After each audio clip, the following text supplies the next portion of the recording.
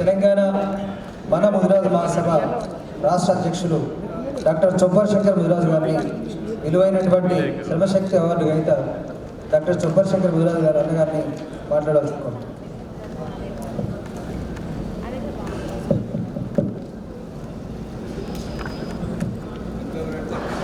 సభకు నమస్కారం.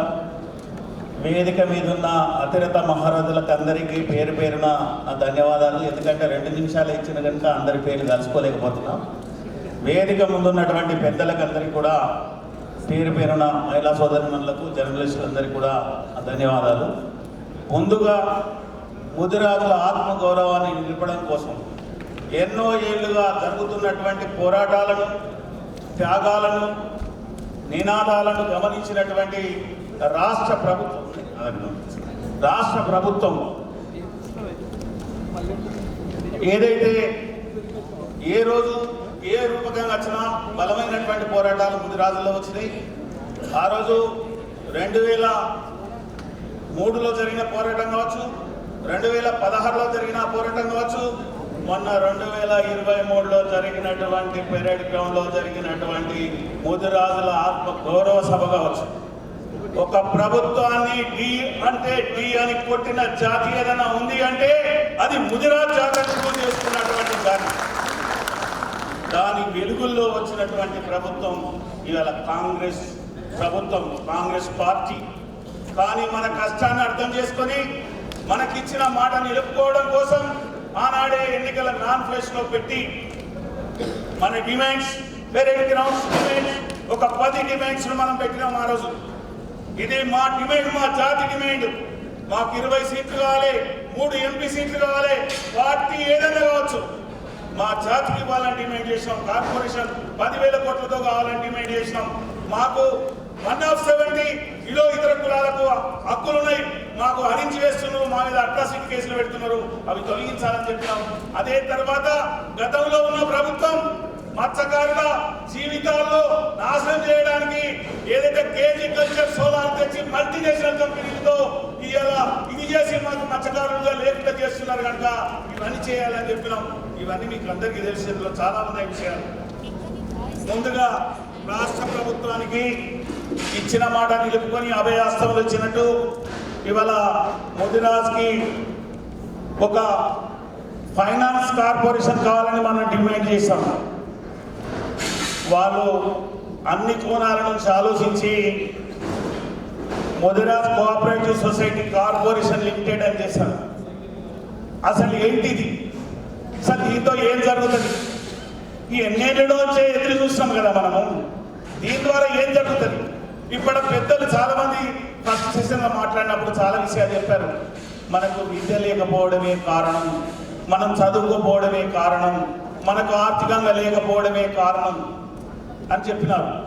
ఇవాళ రాష్ట్ర ప్రభుత్వం ఒక ఆలోచించి కోఆపరేటివ్ సొసైటీ కార్పొరేషన్ లిమిటెడ్ అన్నది అంటే స్వాతంత్రం వచ్చిన ఇన్ని సంవత్సరాల తర్వాత ఒక రాష్ట్ర ప్రభుత్వం ఈ కులాన్ని పునాది నుంచి ఆర్థికంగా ఎదగదీయాలని నిర్ణయం తీసుకున్నందుకు మీ అందరి తరఫున, ముదిరాజ్ జాతి తరఫున రాష్ట్ర ప్రభుత్వానికి కృతజ్ఞతలు తెలియజేస్తున్నాం. ఆ బాధ్యత ఒక ముని లాంటి, ఒక దీక్షాదక్షుడైనటువంటి వ్యక్తి, ఎమ్మెల్యే సీటు ఇవ్వకుండా నిబ్బరంగా నిలబడ్డ వ్యక్తి, ఎన్నోసార్లు ప్రత్యర్థులతో కొట్లాడినటువంటి వ్యక్తి చేతిలో ఈ శక్తిని పెట్టినందుకు జ్ఞానేశ్వర్ గారికి కూడా మన అందరి తరఫున పెద్దమ్మ తల్లి దీవెనలు ఉండాలని వారికి శుభాకాంక్షలు తెలియజేస్తున్నాం. కొంచెం గెలిచి ఓడి గెలిచిందా? ఎన్నేళ్ల కల మెదక్ జిల్లాలో పార్లమెంటు సభ్యుడు కావాలని కోరుకున్నాం. కానీ నా దృష్టిలో అయితే గెలిచి ఓడినాడు, ఎన్నటికున్నా గెలిచే బిడ్డ అన్నటువంటి నిరూపణ చేస్తున్నాడు. కానీ నా జాతికి నేను ఇక్కడ చేతులెత్తి మొక్కుతున్నా. పార్టీ ఏదైనా, సంఘం ఏదైనా నిజంగా పనిచేసేందుకు మీ అందరికీ ధన్యవాదాలు. పార్టీలకు అధికంగా పనిచేస్తుంది. ఈ మార్పు రావాలనే కోరుకున్నాడు కృష్ణస్వామి ముదిరాజు గారు, లక్ష్మీనారాయణ ముదిరాజు గారు, కేవలం కిషన్ ముదిరాజు గారు, పండుగ సాయన ముదిరాజు గారు, పోలీస్ కిషన్ ముదిరాజు గారు, వీళ్ళంతా కూడా ఏ త్యాగాన్ని చేసే గొప్ప మహానుభావులు. వీళ్ళందరూ ఒక వేదిక మీద ఉండాలి, ఒక కాడ కలిసి ఉండాలి, ఒక కాడ ఆవాజ్ దేవంటే ఒక్కటిగా ఉండాలని కోరుకున్నారు. అదొక్కటి జరిగింది. ఓనాడు పండుగ సాయన విగ్రహం ఇనాగ్రేషన్ చేసినాడు, చేతులెత్తితే 3 రోజులకు ఒక జీవో వచ్చింది. అప్పుడు ఒక ఫిషరీస్ కార్పొరేషన్ ఏర్పడింది. ఓనాడు పెరేడ్ గ్రౌండ్ లో నిలబడి అన్ని పార్టీలలో ఒక దగ్గర నిలబడితే చట్టసభల్లో పోవడానికి 10 మందికి అవకాశం వచ్చింది, 3 ఎంపీలకు అవకాశం వచ్చింది. కానీ ఈరోజు ఆర్థిక పునాదులు ఆర్థిక మూలాలు మారడానికి ఒక అవకాశం వచ్చింది. మనం చేసి దానికి పోదామా, పార్టీల జెండాల కోసం పోదామా? ఇంతకాలం మనం చెప్పింది ఏంటి? జాతిని బాగు చేస్తామన్నాం. మరి బాగు చేసే అవకాశం ఈ ప్రభుత్వం ఇచ్చింది. ఈ రూపకంగా మనం ఏం చేద్దాం? మనకిచ్చింది 50 కోట్లు, మన జనాభా 60 లక్షలు. మన పెద్దలు చెప్పే లెక్కలు శాస్త్రీయమైనయో కొంచెం అటు ఇటు ఉండొచ్చు. 60 లక్షలు లెక్కేసి డివైడ్ కొట్టు అని నేను ఇంతకుముందు మా జనరల్ సెక్రటరీని అడిగితే కొట్టి అన్న 90 రూపాయలు పడుతున్నాయి అని చెప్పిండు. ఒక్కొక్కరు 90 రూపాయలు పడుతున్నాయి అన్నాడు. సరే 90 రూపాయలు పడితే 90 రూపాయలతో ఆర్థిక పరిపుష్టి ఏమవుతుంది? ఆనాడు మేము 10,000 కోట్లు అన్నాం. ఈరోజు మీరు దాన్ని ఆలోచన చేసి మీరు 3 త్రిమూర్తులు లాగున్నారు. ఇంతకుముందు శ్రీనివాస్ మాట్లాడితే అన్నాడు, అన్న మీరు 3 ముఖ్యమంత్రిని కలిస్తే అయిపోతుందని. మరి ఈ 3 ఉండాలన్న కాంగ్రెస్ పార్టీలుగా 30 మందిని సంఘాలకు అతీతంగా పార్టీలకు అతీతంగా నాయకులను తీసుకొని పోండి, ముఖ్యమంత్రి దగ్గర కూర్చోండి, ముఖ్యమంత్రితో డిస్కషన్ చేయండి. ఒక 10 ఏళ్ళు బట్టి ముఖ్యమంత్రి దగ్గర కలవడానికి గత ప్రభుత్వంలో మీరు తీసుకెళ్ళండి. ఈ ఎజెండాను ఈ సంఘాల నాయకులు చెప్పిన సూచనలన్నీ మొత్తం కూడా ముఖ్యమంత్రి దృష్టిలో పెట్టండి. ఆ మహానుభావుడు ఓ రోజు మాట్లాడుతూ అన్నాడు, నారాయణపేట అనుకుంటా సభలో, ఆ రోజు నామినేషన్ బంధు గారు నామినేషన్ వేసినప్పుడు మేము ఇలా పక్కనే ఉన్నాం, అక్కడెక్కడో చెట్టు కింద నిలబడి ఉన్నాం. ఎందుకంటే అన్ని కాంగ్రెస్ జెండాలు ఉన్నాయి, మేము పక్కనే ఉన్నాం. ఆయన చెప్పినాడు, మధు గారిని గెలిపియండి నేను ఇచ్చేస్తానని చెప్పినాడు. నారాయణపేట ఏం చెప్పిండు? గతంలో ఉన్న ప్రభుత్వాన్ని ముఖాల్లో పొందదోడి పెట్టింది ఈ ముదిరాజులే అని చెప్పి నారాయణ సభ మీటింగ్లో పెట్టిండు. సార్ మేము ఎవరిని పొందబెట్టలేదు సార్, ఎవరు తోడుకున్న పొందల వాళ్ళే పడ్డారు. ముదిరాజులను నిర్లక్ష్యం చేసింది కనుక జరిగింది. కానీ మీరు ముదిరాజులను కరుణించండి, మాకు 10,000 కోట్ల నిధులు ఇవ్వండి. 10 ఏళ్ళు కోసపడ్డాం, మా బిడ్డలకు ఉద్యోగాలు లేదు, ఈ గ్రూపులో ఉండడం మూలంగా రిజర్వేషన్లు మాకు వర్తించలేదు. 10 ఏళ్ళు ఇలా తెలంగాణ వచ్చిన తర్వాత వచ్చిన ఉద్యోగాలలో మా బిడ్డలు లేరు. మేము దుఃఖంతో ఉన్నాం, మేము బాధతో ఉన్నాం, మా కసిని మేము మొన్న ఎలబోసుకున్నాం. ఇలా మాకు ఒక్క ఎమ్మెల్యే గెలిచిండు. మేము 7 తారీఖు నాడు మీరు ప్రమాణ స్వీకారం చేసేటప్పుడు మా బిడ్డ కూడా ఇట్లా చేయి ఆపుతాడు కావచ్చు అనుకున్నాం. కొంత మనసులో నిరాశ ఉంది, బాధ ఉంది. మేము దాన్ని ఫుల్ఫిల్ చేయాల్సిన అవసరం ఉంది. ముదిరాజ్ క్యాబినెట్ లో ఉండాల్సిన అవసరం ఉంది. ఎవరికి చెప్పుకుంటాం మనం పోయి? ఇంత పెద్ద జాతి కనుక క్యాబినెట్ లో ఉండాల్సిన అవసరం ఉంది. ఇక దీనికి సంబంధించిన గైడ్ లైన్స్ అంటే వలస జీవులు మహబూబ్ నగర్ నుంచి మొదలుకొంటే ఆదిలాబాద్ వరకు, బీహార్లో చూసినా, జార్ఖండ్లో చూసినా, ఛత్తీస్గఢ్లో చూసినా, బొంబాయిలో చూసినా, ఎక్కడ చూసినా ఉపాధి లేక, ఉద్యోగ అవకాశాలు లేక, 10th ఫెయిల్ అయి ఉండేది, నిరక్షరాస్యత ఉంది. డ్రాప్ అవుట్ అయిన వాళ్ళంతా కూడా విదేశాల్లో కూలి పనులు, పెయింటింగ్ పనులు, మేషన్ పనులు, ఇంకో పనులు, మెకానిక్ పనులు చేసుకుంటున్నారు. మరి వీళ్ళనందరినీ ఈ ఫెడరేషన్, ఈ కార్పొరేషన్, ఈ లిమిటెడ్లో తీసుకురావాల్సిన అవసరం ఉందని నేను ఈ సభకు సూచన చేస్తున్నాను. వీళ్ళని తీసుకొస్తే 10th వరకు ఏం చేయాలి, మహిళలకు ఏం చేయాలి, యువతను ఏం చేయాలి, వీళ్ళకు ఇండస్ట్రీ పెట్టుకో కెపాసిటీ ఉన్న వాళ్ళని ఏం చేయాలి, లేదంటే ఈ కోఆపరేటివ్ ఇంతకుముందు నేను బీసీ ఫైనాన్స్ కార్పొరేషన్ డైరెక్టర్గా 2 సార్లు పనిచేస్తాను.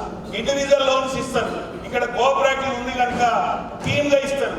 ఇప్పుడు ఇంతకుముందు జగన్మోహన్ రావు గారు మాజీ కలెక్టర్ గారు చెప్పినట్టు గ్రామానికి ఒక మరి కోఆపరేటివ్ సొసైటీ వేస్తే దానిలో ఎంతమంది ఉండాలి, ఎంతమంది ఉంటారు, ఉంటే ఏ విధమైనటువంటి ఇస్తారు.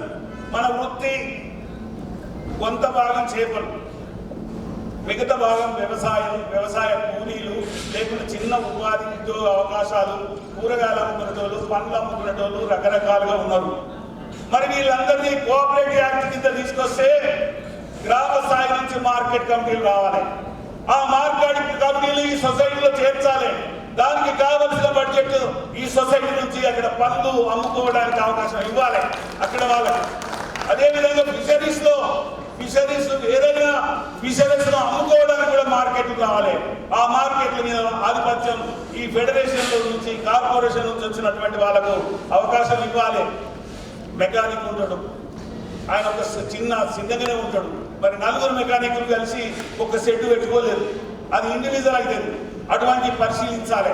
మోటార్ వీల్లో కూడా మన వాళ్ళు చాలా మంది ఉన్నారు, గృహ నిర్మాణ కార్మికులు కూడా చాలా మంది ఉన్నారు, పెయింటర్స్ గా కూడా చాలా మంది ఉన్నారు, ఇంకా రకరకాల స్వీట్ షాపులని ఇంకో షాప్ అని రకరకాలు చేసుకొని బతుకుతున్నారు. కనుక వీళ్ళందరినీ కూడా ఈ ఫెడరేషన్ పరిధిలోకి తీసుకురావాలని చెప్పి నేను సూచన చేస్తున్నా. దీనికి ఏదైనా డబ్బులే, గతంలో ప్రభుత్వం ఫిషరీస్ ఇస్తే 1000 కోట్ల రూపాయలు ఇచ్చినారు. అప్పుడు 200 కోట్లు స్టేట్ గవర్నమెంట్, 800 కోట్లు సెంట్రల్ గవర్నమెంట్ ఇస్తే ఆ రోజు కొట్లాడి 75% సబ్సిడీ తీసుకొచ్చాం. వెహికల్స్ ఇచ్చింది, అవన్నీ ఇచ్చింది. కానీ నేను ఒక మాట చెప్తా, 60 లక్షల మందిలో ఒక 4 లక్షల మంది ముదిరాజులను తీసేస్తే మిగతా వాళ్ళకి ఏమి ఇచ్చిండ్రు? గుండు సున్నా ఇచ్చిండ్రు. ఏ ఒక్క రూపాయి కూడా రాలే. బీసీ కార్పొరేషన్ నుంచి రాలే, తర్వాత ముదిరాజు కార్పొరేషన్ ఏర్పాటు చేయలే, బీసీఏ అమలు చేయలే. ఇవన్నీ చేయకపోవడం మూలంగా మేము బాగా నష్టపోయింది. కులం జాతి కష్టపడ్డది, నష్టపోయింది. ఆర్థికంగా, రాజకీయంగా, సాంఘికంగా, మానసికంగా అన్ని రంగాల్లో ముదిరాజు జాతిని విస్మరణ గురి చేసిండ్రు. ఆ విస్మరణ గురి చేసి ఇప్పుడే మీ రూపకంగా ఒక దివిటి వెలుగుతుంది. మీరు కరెక్ట్ గైడ్ లైన్స్, పెద్ద ఆఫీసర్గా పనిచేసిన అనుభవం ఉన్నటువంటి జగన్మోహన్ రావు గారు ఉన్నారు. వారి నేతృత్వంలో ఇంకా ఇంటెలెక్చువల్స్ ఉన్నారు.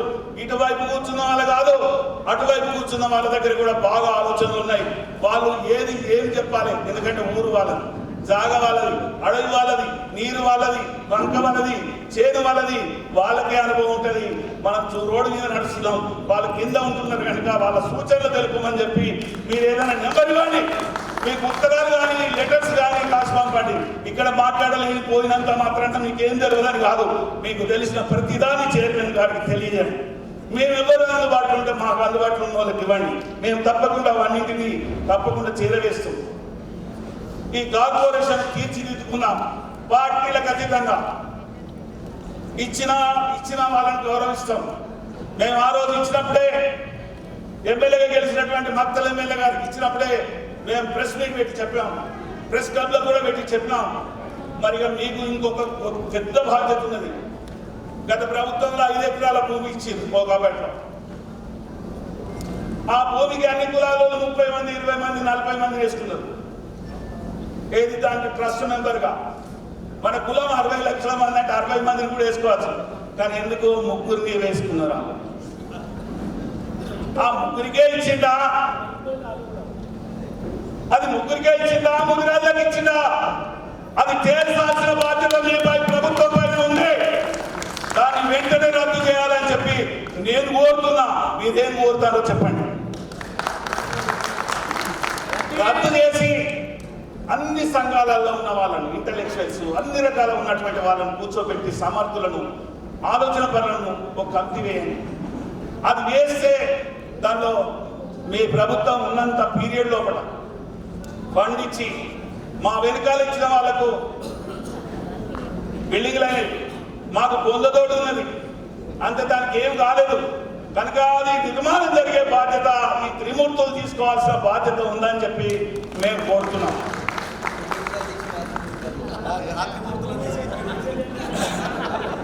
అంటే నేను రద్దు చేయమంటున్నా. మీరు ఇక్కడ 3 ఉన్నారు కనుక రేపు ముఖ్యమంత్రి గారికి ఇక్కడ మా వాళ్ళు అందరూ అడిగారు, మాకు మంత్రి లేకపోయాని బాధపడుతున్నారు. అదొక్కటే కాదు, నేను ముఖ్యమంత్రి గారికి, మీ పార్టీ నాయకులకు, జ్ఞానేశ్వర్ గారికి కూడా ఒక మెసేజ్ పంపించిన. నేను మీ కాంగ్రెస్ పార్టీ జెండాలు మోసిన వాళ్ళు, భుజాలు కాస్తట్టు పనిచేసిన వాళ్ళు, ప్రతిపక్షంగా ఉండి ఎదురు దెబ్బలు తిన్న వాళ్ళు, మీ వెనకాల సైన్యంలాగా పనిచేసిన వాళ్ళు ఉన్నారు. వాళ్ళందరినీ కార్పొరేషన్ లో మార్కెట్ కమిటీ చైర్మన్లు కానీ, గ్రంథాలయ చైర్మన్లు కానీ, మన కార్పొరేషన్ లో వచ్చేటి రేపు లోకల్ బాడీ వస్తున్నాయి కనుక రేపు జిల్లా స్థాయిలో, కార్పొరేషన్ స్థాయిలో వాళ్ళందరినీ డైరెక్టర్గా అవకాశం ఉన్న కాడ చైర్మన్ గా కూడా అవకాశం ఇస్తేనే మీ మాట కింది వరకు చెల్లుబాటు అయింది. మీ నాయకత్వం బలంగా ముందుకు పోయే అవకాశం ఉంటుంది. ఓనాడు కాంగ్రెస్ ఈరోజు 2009లో రాజశేఖర రెడ్డి గారు జీవో ఇచ్చారు.